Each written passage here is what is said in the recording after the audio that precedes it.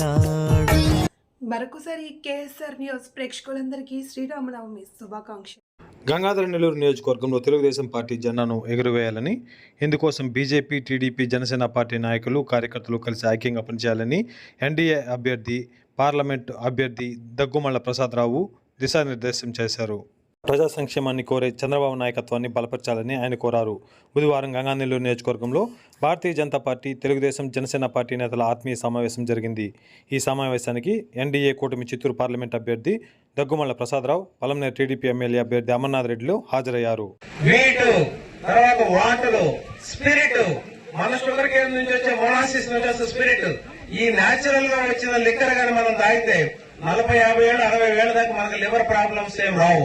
అందుకని మనకు బ్రిటిష్ వాళ్ళు ఇవన్నీ కనుగొన్నారు రీసెర్చ్ చేసి. కానీ ఇక్కడ ఏం జరుగుతుంది, నేచురల్ సహజంగా చేసే ప్రాసెస్ తీసేసి అతను కెమికల్ తో లిక్కర్ తయారు చేస్తున్నారు. 10 రూపాయలు, 20 రూపాయలు ఖర్చు అయ్యే ఒక బాటిల్ చేసి మనకు 160 రూపాయలకు అమ్ముతున్నాడు. ఇది ఒక జాడ్యం. అట్లా దాని మొత్తాన్ని ఏమన్నా మనందరినీ కూడా ఇక్కడ శ్రీరామనవమి రోజు కలుసుకోవడం చాలా సంతోషం.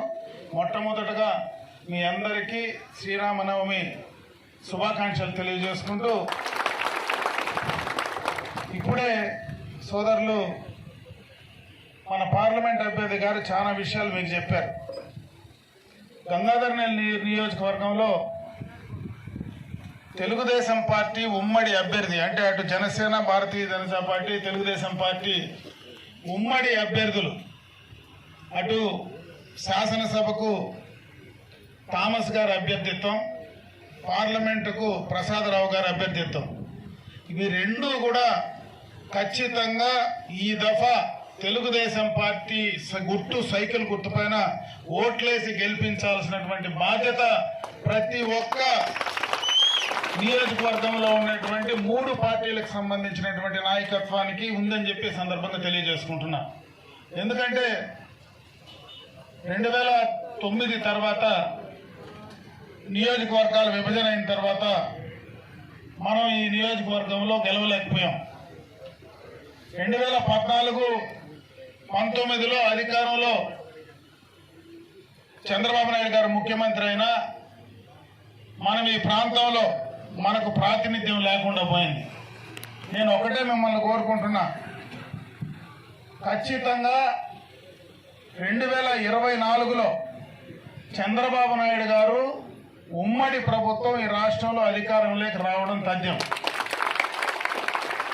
ఎందుకంటే ఈ 19-24 మధ్యన ఈ ప్రభుత్వం, ముఖ్యంగా జగన్మోహన్ రెడ్డి గారి విధానాలు, విభజన అయిన తర్వాత చంద్రబాబు నాయుడు గారు ఏది రాష్ట్రానికి చేయడానికి ప్రయత్నం చేశారో, ఈ రాష్ట్ర ప్రజల భవిష్యత్తు కోసం చేయాలనుకున్నారో వాటిని అన్నిటినీ నాశనం చేయడమే కాకుండా ఈ 5 సంవత్సరాల్లో మనందరి భవిష్యత్తు తీరని ద్రోహం చేశాడు.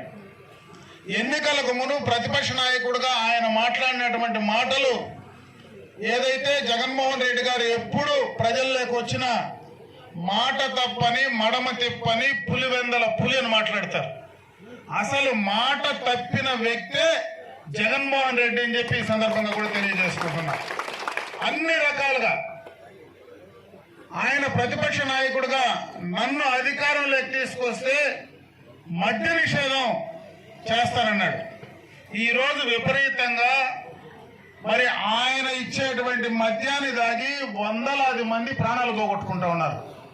అది మాట తప్పింది అవునా కదా జగన్మోహన్ రెడ్డిని అడుగుతా ఉన్నా.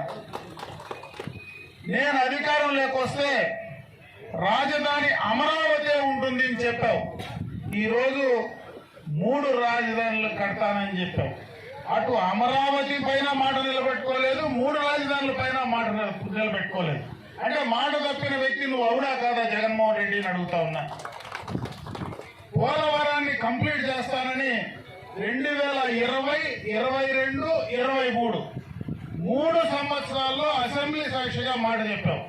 ఈ రోజు దాకా పోలవరాన్ని కోల్డ్ స్టోరేజ్ నుంచి బయట తీసావా జగన్మోహన్ రెడ్డిని అడుగుతా ఉన్నా. అదే కాదు, నేను అధికారంలోకి వస్తే కరెంటు ఛార్జీలు పెంచనన్నావు. ఎన్ని దఫాలు కరెంట్ ఛార్జీలు పెంచావో సమాధానం చెప్పగలవా జగన్మోహన్ రెడ్డిని అడుగుతా ఉన్నా. నేను అధికారంలోకి వస్తే ఏ పన్నులు విధించనన్నావు. ఈ రోజు రిజిస్ట్రేషన్, చెత్త పన్ను కాటి నుంచి అన్ని రకాల పన్నులు వేసింది నువ్వు అవునా కాదా జగన్మోహన్ రెడ్డిని అడుగుతా ఉన్నా. నేను అధికారంలోకి వస్తే మొత్తం డీజిల్, పెట్రోల్, గ్యాస్ ధరలు తగ్గిస్తాను, పక్క రాష్ట్రాలకు సమానంగా రేట్లు పెడతానన్నావు. ఈ రోజు ఆ రేట్లు ఒక్క పైసా అయినా తగ్గించావా? పక్క రాష్ట్రాలకు మన రాష్ట్రానికి దాదాపు 10 నుంచి 12 రూపాయల తేడా ఉందా లేదా? జగన్మోహన్ రెడ్డి మాట